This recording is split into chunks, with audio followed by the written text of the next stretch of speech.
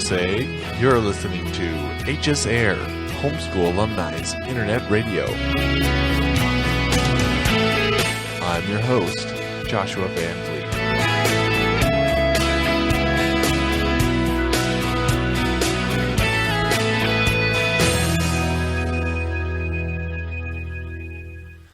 We know now that in the early years of the 21st century, the homeschool movement was being watched closely by intelligences other than their own, and yet similar to their own. We know now that as homeschoolers busied themselves about their various academic pursuits, they were scrutinized and studied, perhaps almost as narrowly as a man with a microscope might scrutinize the transient creatures that swarm and multiply in a drop of water.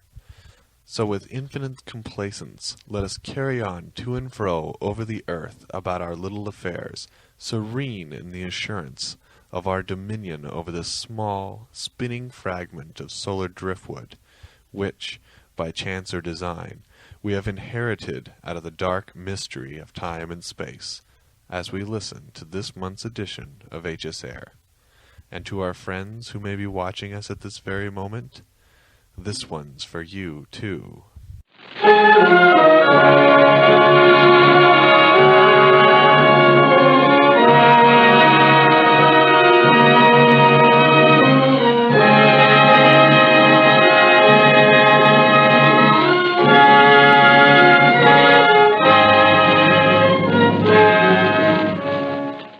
To begin, I'm delighted to present to you an interview by our very own Miss Emilie C. with a very special guest. Hi, this is Emilie C. I'm very excited to welcome this next guest to the microphone. He has become a household name to thousands, faithfully quoted by countless admiring fans, and adored from afar by not a few fair maidens. We're thrilled to have you with us on HSAIR today, Mr. Pat Hetic. Well, thank you. It's great to be on the show, Emily. Pat, I really need to start out by asking a question that is on many minds tonight. Do you have a best friend / girlfriend / sweetheart / fiance / wife? I mean, is there someone special in your life, or do the ladies of the YouTube and HSA communities have hope? No, I really don't have any best friends or sweethearts or those other things that you said together real fast. I'm still single, and I still have hope, that's for sure. I think girls should too. What are the top 3 qualities you're looking for in a girlfriend? Well, I'd say the top quality is that she has to be single, and the second quality, I guess, would be that her dad and her brothers, they have to like me too, because there was this one girl I began calling all the time, and her older brother, he didn't like me, and that didn't turn out very well. And the third quality was she has to cook. Hey, I cook. Do you have any hobbies? How do you fill your free time? Well, I fill my free time by getting these girls' phone numbers, and then I'll call them up and talk. I talk about all kinds of stuff, and they never pick up and listen, but it fills my free time. Aw, well maybe you just haven't called up the right girl yet, Pat. What is your favorite thing to spend money on? Well, it's not really my favorite thing, but something I've been spending a lot of money on lately is telephone bills. There are a lot of outgoing telephone calls to international phone numbers. They really add up. Do you like movies? What are some of your favorites? Well, I really like movies. You know those movies, they just make you cry at the end. But most recently, I watched Toy Story, and that just made me cry so much. It was really sad. Pat, you are such a sensitive male. Very sensitive. I cried for 3 days after watching Toy Story myself. Oh, what sort of music do you like? Oh, I like all kinds of stuff. Recently, I discovered classical music. And you may not know this, but there used to be these guys named Beethoven and like Mozart, and they used to compose this really hip stuff. And so I listened to that on my iPod. Well, what do you know? Those are my 2 favorite classical composers, too. I just decided, Pat. This is starting to get a little spooky, in a good way, don't you think? Well, let me ask you this then. Do you prefer shoes, socks, or bare feet? On what? On me or on other people? Oh, no, on you, of course, Pat. Oh, on me. Oh, I'm a flip-flop sort of guy. Oh, I love guys in flip-flops. I've always loved guys in flip-flops. Oh, the interview, right. Next question. Have you ever been in an ambulance? Yeah, I was in an ambulance once. Like that one girl, her brother came over, and I wouldn't hang up the phone to talk to him. And so he gave me something to think about, and it sort of hurt a lot. Aw, it sounds like you need to be cared for. What word describes you best? What word describes me best? I think the word best.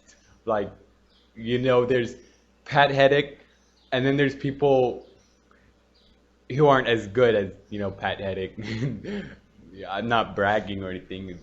I don't care what anybody says. I think you're the best. What is your greatest accomplishment? I think my greatest accomplishment was when I put up video on this YouTube site. You may have not have seen the video, but I was real scared to put it up because I didn't know what people would say to me. But then I did put it up. The courage and all the sweating and hard work, the time. I'm just glad did something by myself, significant. That video changed a lot of people's lives, Pat. I know it was significant to me. Very significant. Oh, next question. Where would you go if you were invisible? Wow, I think I'd go to the doctor's office to see if he could, cure my condition, give me medicine or something, because, being invisible, that'd just be hard. I'd be, hey, take a picture of me beside this water fountain, and then the picture would come out just be a water fountain. That's not very cool. I wouldn't like it if you were invisible either, Pat.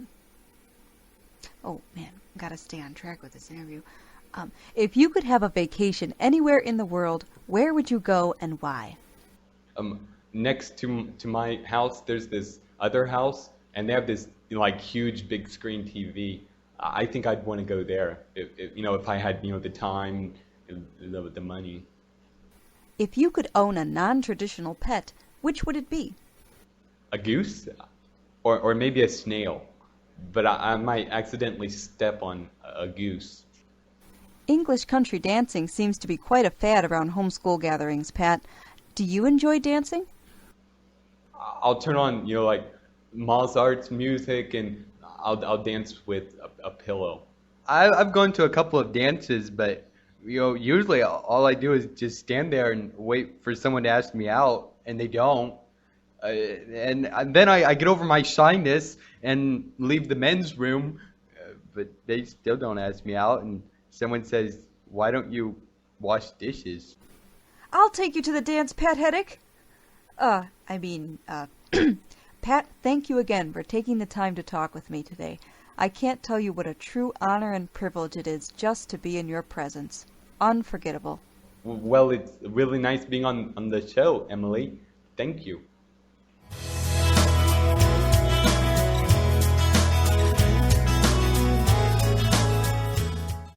Coming up next is This Month in Homeschool History. Good day, America. This is Johnny. In the year 1891, a 3-year-old homeschooler from Walla Walla, Washington, by the name of Emilie C, realized young children across the globe were struggling with a common problem. They could not remember the alphabet in English. For months, young Emilie struggled to find a way to aid in the remembrance of our alphabet. Finally, he came up with a solution. He arranged the letters in such a way where they would rhyme and placed them to a chant-like tune. Although adults may not know it, every child is aware of Emilie C's name being present in the song, known worldwide as the ABCs. 1913 saw an increase in both support and opposition from the respective sides concerning women's right to vote in the United States of America. Out of the conflict rose a towering figure, the vivacious and outspoken pioneer for women's suffrage, Ms. Noelle Soji. Ms. Soji had a vision for the future and realized the need for women to stand apart. Knowing women abroad worshiped chocolate, Noelle embraced a bar of chocolate as a national symbol of women's suffrage. At a rally in Hershey, Pennsylvania, Ms. Soji was immortalized by her stirring speech, which included the famous words, "Give me chocolate, or give me death." Thus, the everlasting Hershey's chocolate bar was born and lives today. Page 2.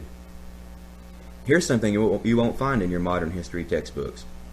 In 2008, 4 students in the ROTC program at the University of Alabama invented the first ever working time travel machine. The students, Andy Cartwright Baker, Ryan Bruce, Christina, aka Steiner, and Eric Van Vleet, commandeered 4,000 stands of arms from the Alabama National Guard, including M16s, M4s, Claymore mines, and a few 50 caliber machine guns. They transported this weaponry to 1863 Gettysburg, Pennsylvania, where it was delivered to General George Pickett's Confederate troops. With the heavy guns positioned atop Seminary Ridge and the small arms in the hands of the soldiers, the Confederates made quick work of the Federal defenses, and the next day advanced on Washington, captured President Lincoln, and offered terms of surrender, which were promptly accepted by Vice President Hannibal Hamlin, thus giving the weary Confederates victory and freedom. Daniel J. Mount, the acclaimed author of the New York Times #1 bestseller for 2010, The Faith of America's Presidents, and scores of widely read religious and political works, became the United States of America's 48th president in 2024. At age 38, Daniel Mount was the youngest person to ever take office as Chief Executive of the United States. He was re-elected in 2028, and it was said America lamented because he could serve no more following his second term. That's all I have for today, folks. Johnny, good day.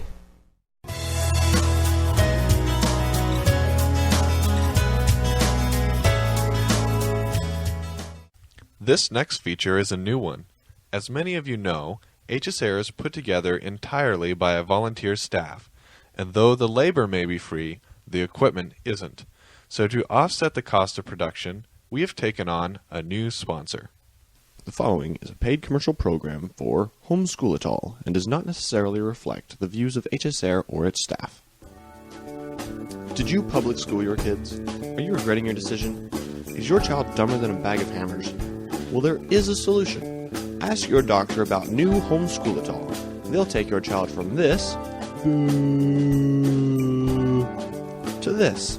Actually, I do believe E equals MC squared. Ha! Listen to this real-life testimony. I sent my kid to public school, and now he's about as bright as a rusty nail. One day, I just had it, so I gave him one of those homeschool pills, and now he's doing stuff like algebra. Who ever heard of algebra anyway? Our state-of-the-art laboratories took an average public schooler and listened to his brainwaves. Here's what they sounded like.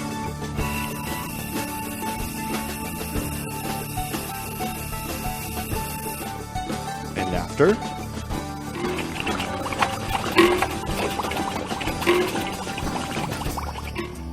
So if you have a child or know of someone who suffers from homeschool deficiency, tell them to ask their doctor about Homeschoolitol, the intelligent choice. Homeschoolitol is not right for everyone. When taking Homeschoolitol, some side effects may include arrogance, obsession with English country dancing, social dysfunctionality, poor fashion sense, and living with your mom until you are 30.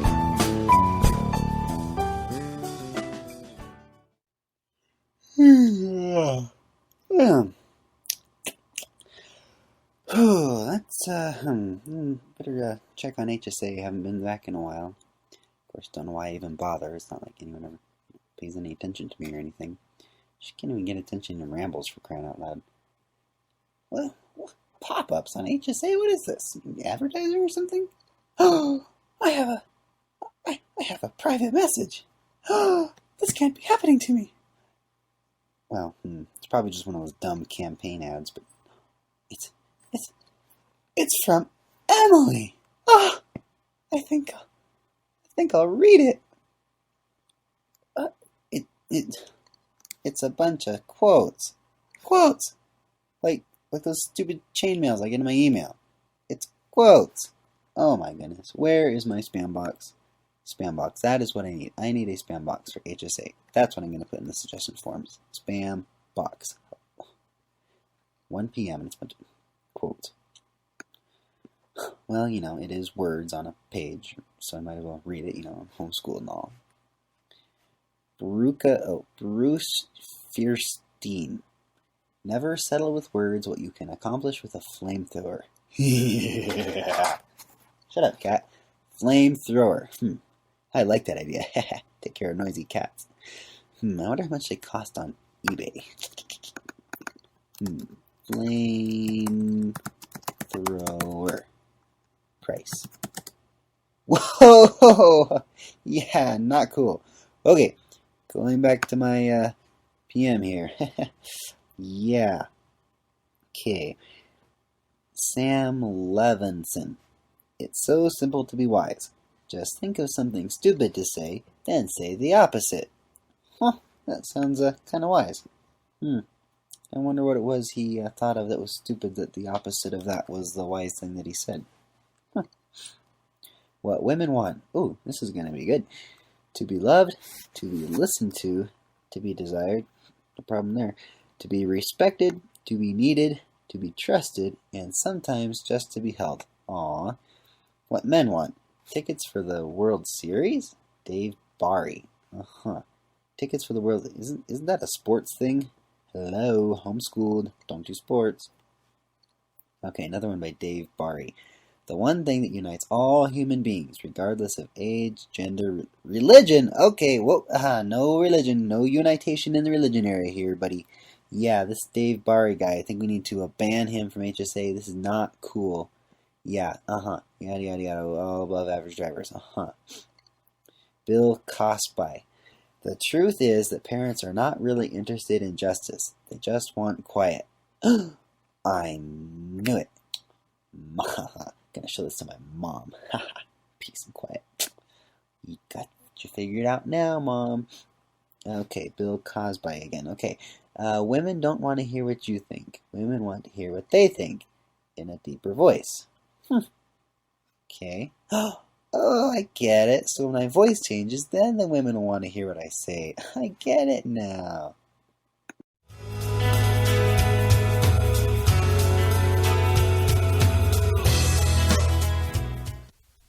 This month's edition of HSAIR spotlights a homeschool graduate named Jack, who saved his whole city from a potentially deadly pumpkin infestation by opening a bakery that specialized in the world's greatest pumpkin pies.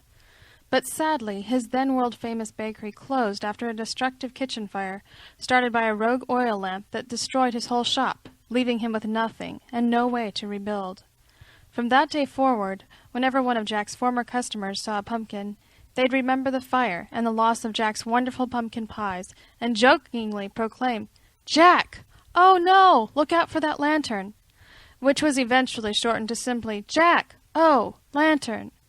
People also started placing lanterns and hollow pumpkins as a silly memorial to Jack's old bakery, and as a reminder to themselves to always keep their lanterns safe unless they wanted something bad to happen to their kitchen. And because oil was scarce in those days, it didn't take long for people to begin carving decorative designs in the lit pumpkins in order to let the light of the lamp shine through and retain the usefulness of their oil lamps inside the pumpkins. As most of you know, these traditions live on today in the form of silly-faced lit pumpkins we call jack-o'-lanterns. And now, since you know the whole story, maybe next time you see a jack-o'-lantern, perhaps you might feel the need to eat some pumpkin pie in honor of our good old homeschool comrade Jack and his world-famous bakery.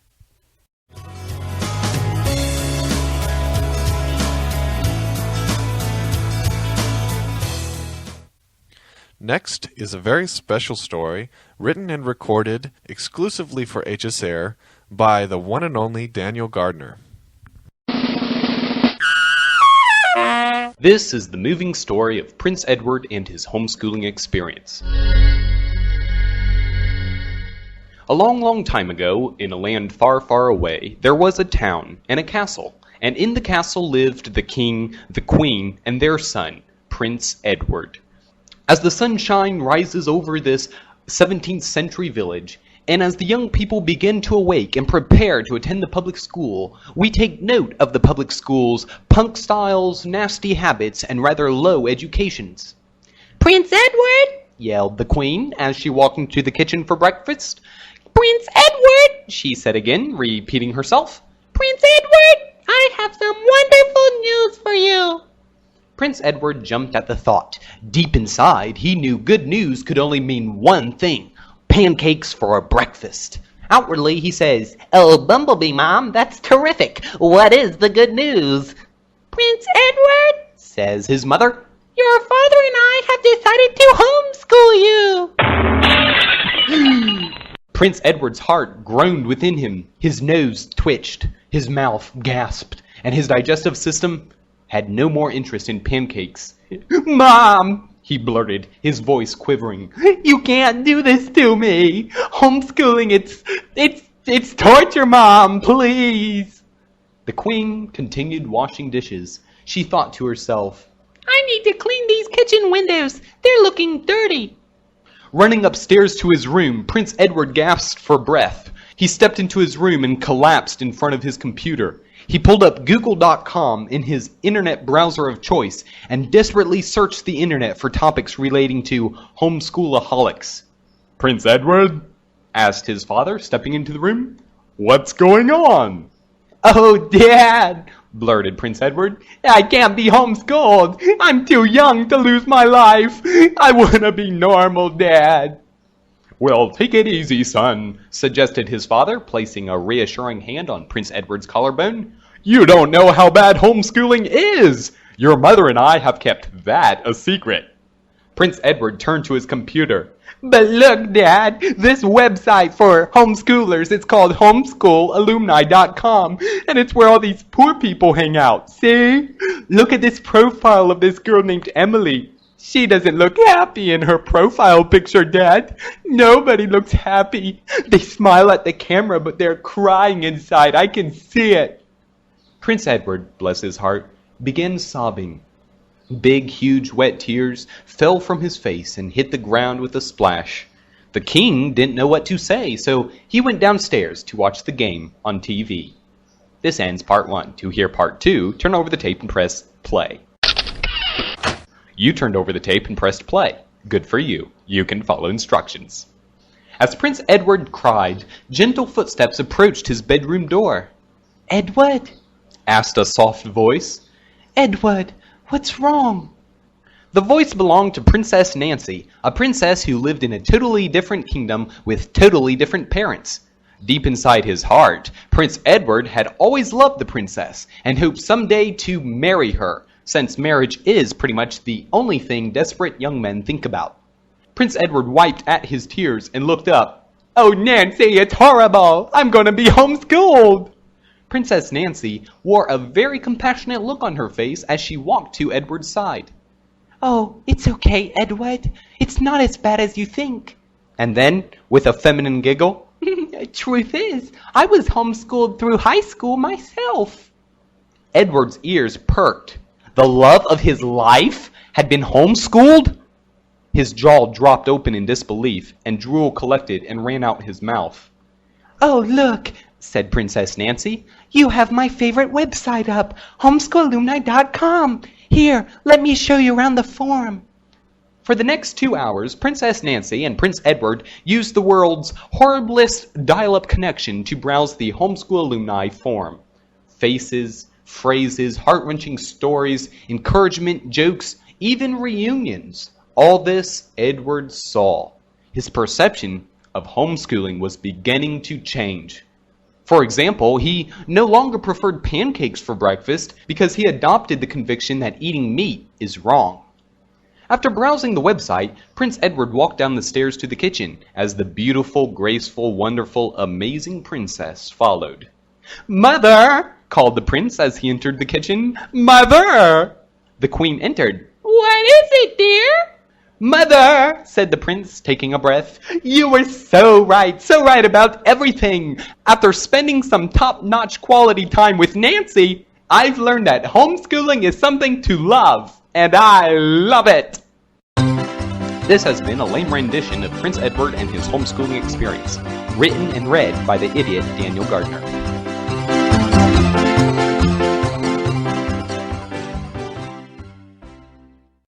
And that's all we have for this month's edition of HSAIR. As you may have guessed, we decided to have a little fun in honor of the classic radio prank War of the Worlds by the Mercury Theater on the Air and Orson Welles. We hope you enjoyed our show of farcical silliness, and we hope to see you again next time for more HSAIR. So goodbye, everybody, and please remember for the next day or so the lessons you learned tonight. That grinning, glowing, globular invader of your living room is an inhabitant of the pumpkin patch, meant to be consumed in a Jack-like fashion. And if you think your history book has changed, that was no change. Somebody was probably playing a trick on you by telling a little fib.